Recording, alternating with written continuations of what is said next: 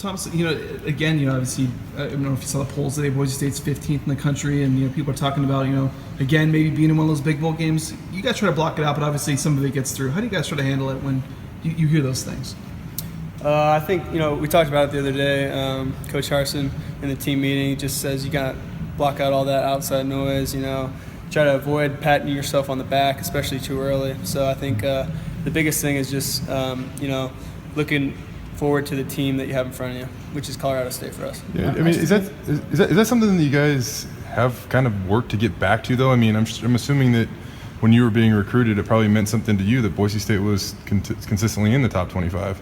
Yeah, I mean, it definitely does help from a recruiting standpoint, and we want to be as high ranked as we can. But I think it's only mid-season right now. You can't really look into that stuff. So statistically, it's the same thing with players and looking at their own stats and things like that. You can't really pat yourself on the head or do anything like that right now. I know the want to know every week's been a big deal to you guys. And I know right before the couple games before the Fiesta Bowl, that was big. Everyone thought it was going to be Fiesta Bowl. You went 1-0 the last couple weeks. How does that work for you guys? How are you able to focus just at one game at a time when everyone else is talking about the Cotton Bowl and all that kind of stuff? Yeah, honestly, we just do a good job of only focusing on the team in front of us. We don't even talk about the rest of our schedule really. We just try and do what we can with the team and prepare as well as we can, and then we'll worry about everything else after. Is that hard? I mean, it sounds easy. We're not going to look past. We're not going to do this. But I mean, you guys are college students with social media and that kind of stuff. I mean, is it tough? Yeah, it is hard, but I think our team does a good job of handling it, and I think we do a good job. And Harsin always reminds us to not get a big head and not kind of look at that stuff. Tanner, after the game on Saturday, said something, or on Friday, I guess, said something about maybe last year there was a couple times where there were a few guys looking ahead at or past opponents. How have you corrected that, and have you maybe seen that hurt you guys in the past? Is that all you need to see in order to fix that this year? Yeah, I think that last year was a good example of how we may have slipped up a couple times with looking ahead to other opponents. Obviously you can't overlook anyone, especially in this conference, because it's a very competitive conference, and it's just important to go 1-0 each week. They're honoring that first Fiesta Bowl team this weekend, and I wanted to ask some of the guys this week. Do you remember did you watch that game, and what do you remember about the first time you saw that? Yeah, I did watch the game. I always loved watching Boise State growing up. It was always fun, and did watch that game. It was pretty memorable, obviously. I was watching it with my dad, and I think my mom too, maybe my sisters, and we were just going crazy. It was amazing. What's the thing you remember maybe most memorably about that game, and how old were you too? The hook and ladder, probably. Gosh, I don't know how old I was. I was probably, I don't know. Late 2006 then? So what was that, 10 years ago? So that'd be 11, 12.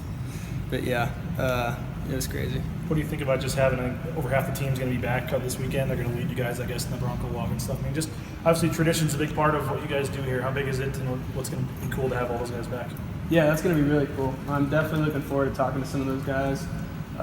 It'll be really fun to do the Bronco Walk with them too. When you look at Brett got the Mountain West Offensive Player of the Week this week, and when you kind of look back at what he did Friday, what was the most impressive thing to you about what he was able to do? I think that when they brought pressure and he kind of kept his composure in the pocket, I think that was a huge thing he did, and that's why he was able to get all those throws off. And I think he did that really well. You go back and you look at that game and on some of that, when he got pressure, and there's a couple times where he got hit when he was throwing, but how impressive was the protection on some of those? I mean, that's got to be there to get you guys downfield, obviously. Yeah, it was huge. They picked up most of the blitzes, and I remember going to the sideline and J-Mac's like, man, we got these guys dialed when they're blitzing, so if you can get open, I mean, it's going to be huge for us, and obviously worked out. So have you been working more out of the slot this year or anything like that, and has the addition of maybe Cedric allowed you to do that, if so?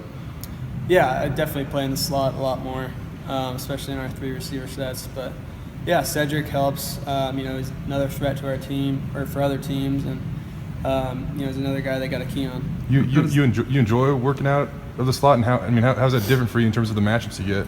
Yeah, it's a little bit different. I'm going against maybe their Sam or their nickel, depending on in safeties. So it's just a different matchup, but a lot of it's the same too. I mean, you can't overlook it. Much has been made about Colorado State and their quarterback injury, and also they have a good running game. But what do you feel about their defense heading into Saturday's game? Yeah, I just watched a little bit on them right now. Probably gonna watch a lot more later, but They look like they play a good D. I mean, they play physical. Their corners come up and jam you, but yeah, it'll be a good game. You against the linebacker, is that a fair matchup? Yeah, I mean, it depends how they play it. So I don't know. Have you noticed that that help you this year? I mean, being able to have that ability. We've talked about you still being a guy that people are going to focus on, but if you're able to go in there, that it might negate something that they're trying to do against you. Yeah, I think that our coaches do a great job personnelling everything too. So we'll watch film and we'll see they play this formation this way. We can put our personnel, set it up a certain way, and get our matchups that we want, especially for our slot receivers and even J-Mac. Has the addition of Said kind of allowed you to do that? I mean, last year it was kind of you and Chaz, it seemed, on the outside, and then maybe Shane kind of working on the inside. But has the addition of Said help you kind of make that move?